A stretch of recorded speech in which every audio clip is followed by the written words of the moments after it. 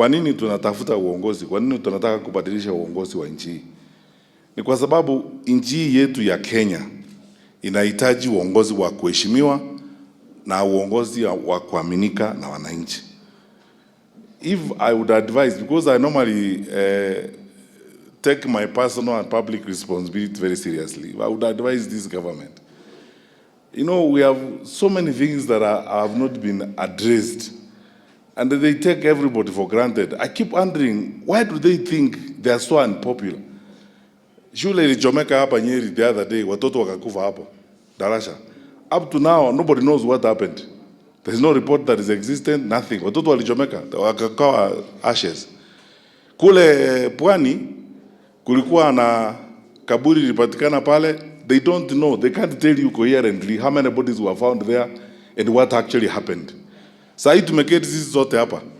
We lost our CDF, Chief of Defense Forces, the late General Ogola. Fantastic soldier.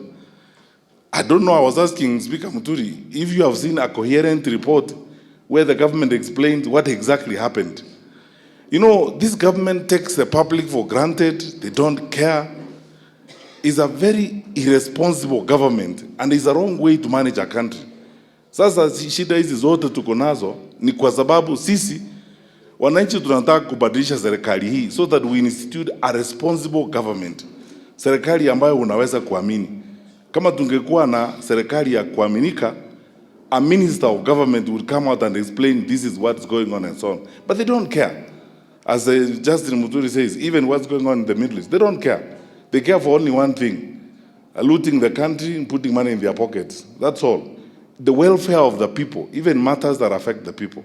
Finally, this issue that we are discussing about passports and so on, I was the Minister for Interior, so I understand this thing like the back of my hand.